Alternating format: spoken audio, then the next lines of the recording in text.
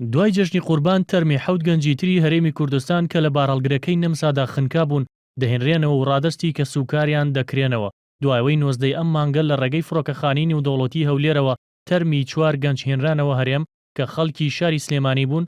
لە ئێستادا کە سوکاری حەوت گەنجی تر ڕێکارە یاسایەکانیان لەگەڵ حکوومەتی نەمسادا بۆ هێنانەوەی تەرمی کوڕەکانیان کۆتایی پێهێنا و دوای جەژن باوکاری حکوومەتی هەرێم تەرمەکانیان دەهێنرێنەوە. پێشترە و 4 قوربانیە بەداخەوە پەنجەمەی وڵاتیان گاریانە بۆ ناسراونەتەوە کارەکانیان جێبەجێکرا و گەڕێنرانەوە و ئەوانەی هەرێمی کوردستانیش حەوتی تریشیان وا لەسەر کارن و کارەکانیان بەرەو تەوابوون دەڕوا و ئەوەی کە پێویستە کۆمەڵێ ڕێوشوێنی یاسایی و کارجێریە لە وڵاتە جێبەجێ بێ و ئەوانی تریش هەوڵەیەن بە زووترین کات دەگەر کە سوکارەکانیان وە لە دوایین پەیوەندی ئەوان یان لە ڕێی تەلەفۆنەوە یان لە ڕێی فاترینەوە بێ ئەو وڵاتیانە بناسرێنەوە.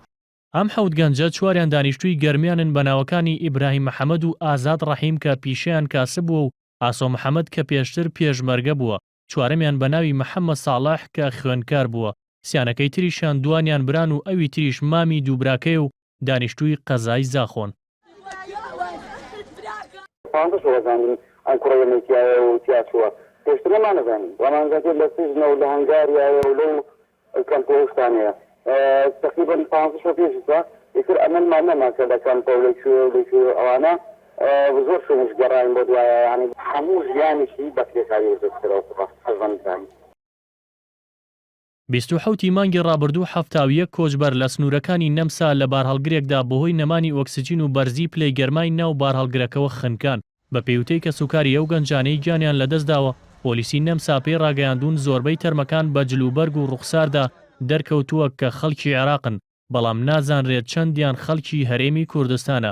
هەرچەندە لە کاتی خنکانی ئەو کۆچبەرانەدا میدیاکانی جیهان ئەویان بڵاو کردەوە کە زۆربەیان خەڵکی سووریان بەڵام پاش لێکۆڵینەوە دەرکەوتووە ئەم کۆچبەرانە زۆربیان عێراقین و پێشتر کە گیراون بە سووری خۆیان ناونووس کردووە.